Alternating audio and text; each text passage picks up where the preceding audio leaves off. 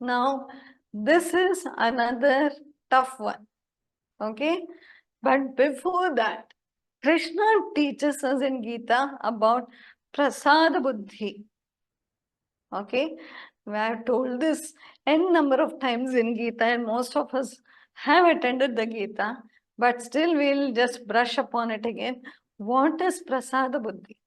Prasad buddhi is when I do a certain work, okay, I surrender it to the feet of the divine, even if it's going to office or whether it's going to your factory or your company. You do some work, and every work in your mind you surrender to the divine, and what comes to you as your salary, as your pay packet, as your the appreciation letter or the insulting letter, doesn't matter what comes, whatever comes to you is the prasada. So with this prasada buddhi, if you live life, you'll be content. Same example I'll give. Every time you meet a guru or you go to a temple, you cannot decide what prasad they will give you. Especially with Swamiji, this used to happen. There would be apples, there would be oranges, there would be grapes, and there would be some different, sometimes people would get chocolates and biscuits and all that stuff. No, you go and say, touch his feet, and he'll pick an orange and give you. And you don't like an orange. Can you choose? Can you bargain with the guru and say, I don't like orange. Can you give me that biscuit or that chocolate or that? No. Whatever guru gives you is prasad. How you take the prasada? You just do like this. Okay, you got a orange or some other fruit, maybe a mango. Good season, you got a mango. And you are very excited. I got good prasad.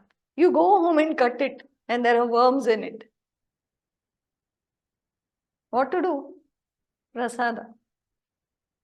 Prasada, you can't complain. So whether you get a very good fruit or you get a horrible fruit, it is still your prasada. So develop this prasada buddhi when it comes to karma. Any action you do, what comes to you is the prasad. Okay, so with this prasad buddhi, naturally you will be content. Chalo, whatever it is, I got prasad now. That's enough. I got the blessing. I got the grace. I got something. This contentment is absolutely needed. Okay, so the next one. Now, this is tough because it hits us on our physicality. So when Adi Shankara is speaking or reciting these verses, he is reciting it to a man. Okay, so the entire content, the verses up to the 31st verse is based on an address to a man.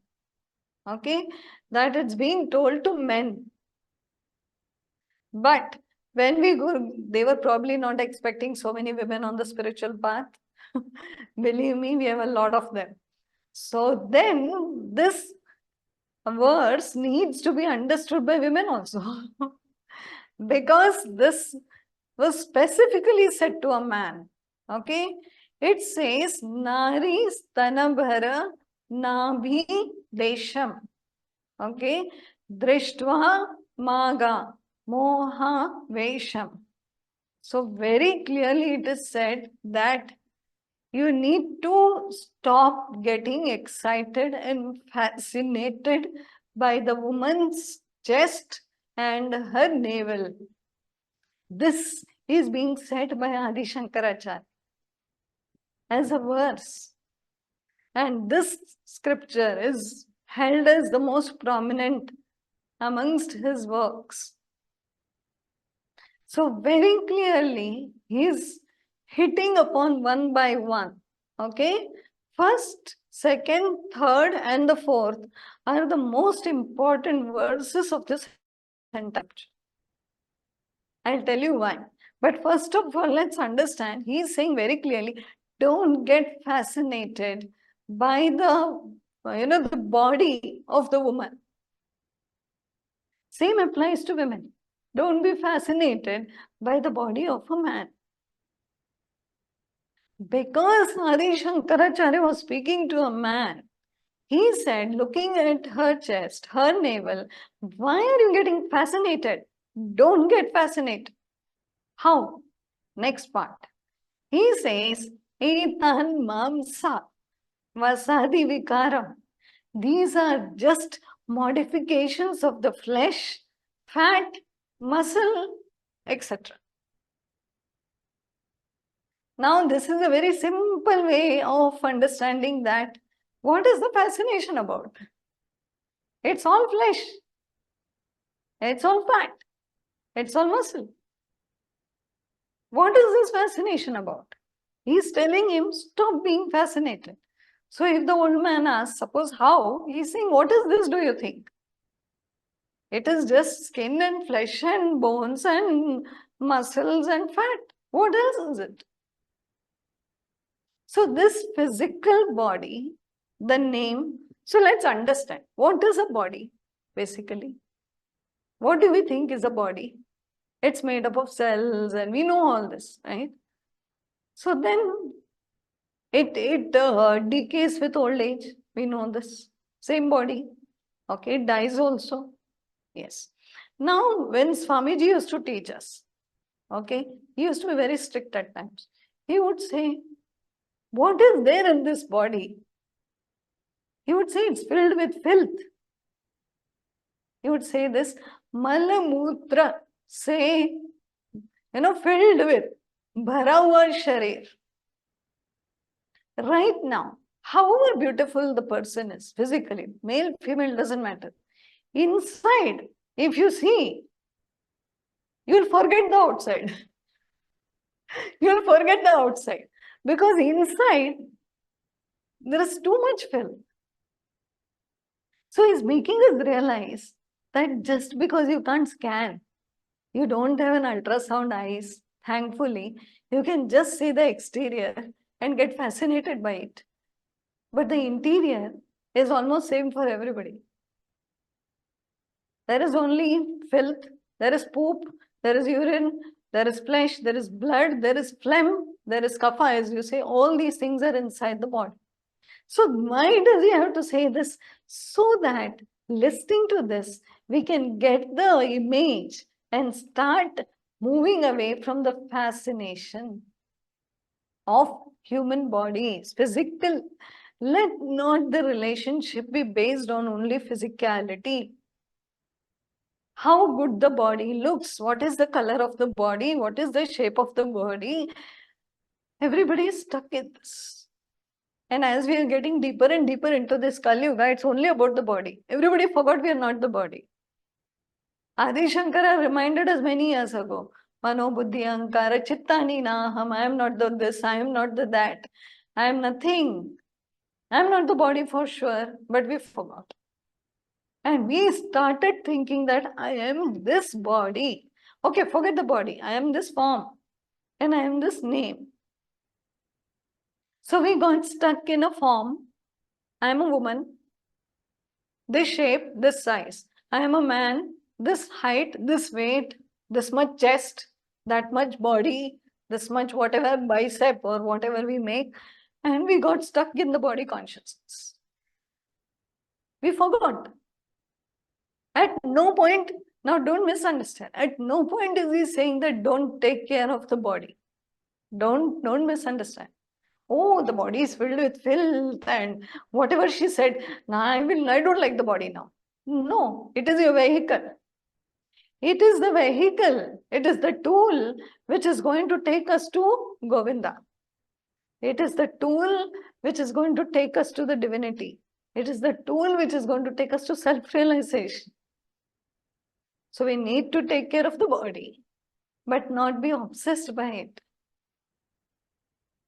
You can be obsessed about your health, that I want good health. I want the car to be running well, functional, well-oiled, well-fed. Okay, good. But this shape, this form has to go. Because very clearly he said this. He couldn't have said this better, that it is only a vikara of the flesh and the muscles. The shape of the body depends on that.